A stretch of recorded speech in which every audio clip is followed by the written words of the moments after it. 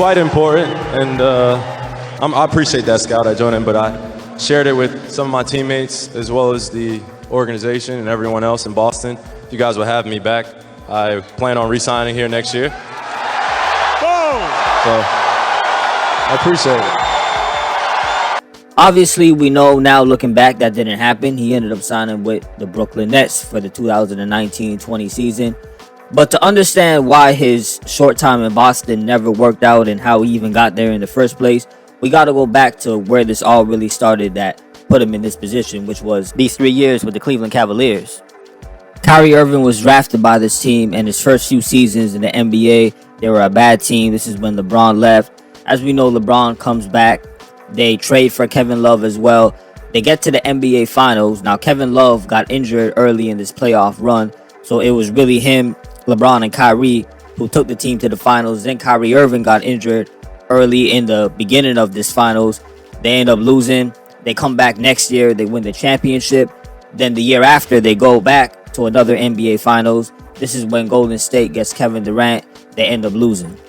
So at this point, we're in 2017 now. Kyrie Irving has 3 Finals NBA appearances in a row. He won a championship.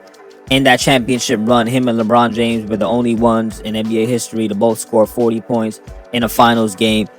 He is a big commodity, to say the least. Then he ends up requesting a trade from the Cleveland Cavaliers. The reports are coming out saying he just wants his own team, wants to branch out, do his own thing. He basically ends up confirming that and just adds some context to it.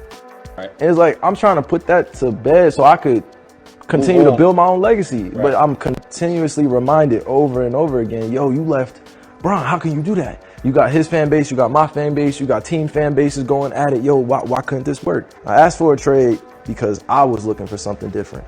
I was a man of my word. When I went to the organization, I sat the higher ups down and said, look, I know y'all have future plans. Tell me right now. They told me their future plans. I said, look, this isn't for me. Fast forward to the 2017-18 season.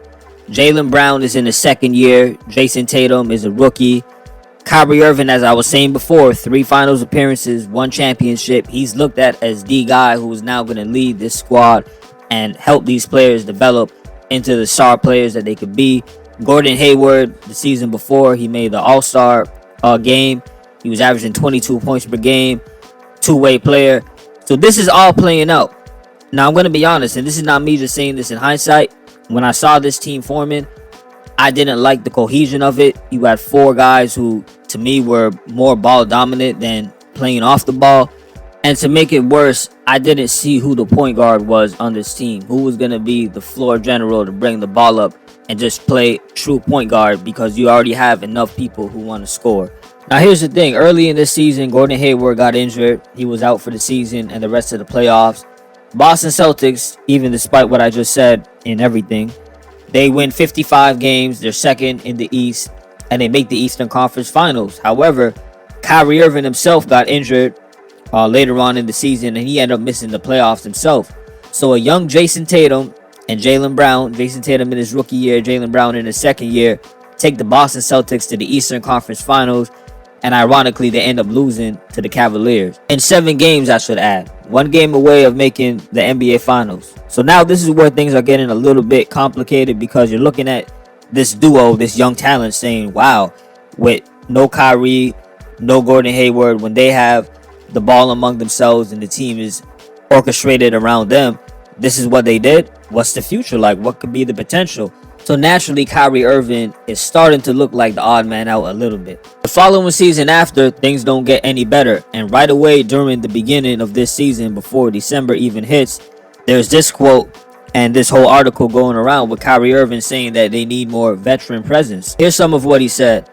I think it just comes with some experience. You know, looking at this locker room, just me being in my 8th year and being a quote-unquote veteran, as well as Horford, Baines. Right now, I think it would be nice if we had someone that was a 15-year vet, 14-year vet, that could just kind of help us race along the regular season and help us understand that it's a long marathon rather than just a full-on sprint of when you want to play. When you want to do what you want to do, it's all about attitude and effort. That's all it is. In this article, he's also quoted as saying that they all got to get on the same page, and there's so many to blame with everybody in this locker room, and got to be playing as a collective, can't just rely on your talent. To have all of this being said at this point in time, when the Celtics were only 7-6, that's already a red flag. So clearly there's some locker room issues going on from what it seems like. If you are putting yourself in this position at this particular time without knowing what we obviously know now. Let's go a little bit over a month past when this article came out and these quotes were going around. Now you see another report where it's saying that Kyrie Irving and Brad Stevens got into it in December. I want to make it clear, I'm not putting all of the blame on Kyrie. I'm just showing step by step certain signs and red flags that showed, okay, clearly this is not working. And whether it's Kyrie or this or that person, something isn't right with this environment. Let's go now to the end of the regular season for this one. Boston Celtics win 49 games. That is a few short from the 55 that they won the year before. Gordon Hayward is back. He's not fully healthy. He's coming off of the bench. Kyrie Irving is healthy. He plays throughout the playoffs, as did Gordon Hayward. This time, they don't get to the Eastern Conference Finals, even though they got their two main components back. They end up losing in the second round to the Milwaukee Bucks. Back to this clip that I played in the very, very beginning of this video when it first started, where he's saying that he plans to sign with the Boston Celtics and continue his career there. And after this season in particular passed, because these comments were made just before the 2018-19 season, clearly it didn't work out. There was a lot of tension being reported throughout the locker room. And this is throughout the whole season. Kyrie Irving was just putting out his critique and felt what he needed to say in terms of how things needed to be better. It just looked like overall he cut his ties and decided to move on. Of course, the Celtics fans were upset about that because they heard him say he wanted to re-sign back. It just looked like the situation was beyond repair. You know, with this... for me personally, I can't speak for other guys, but for me personally, Kyrie's a great teammate.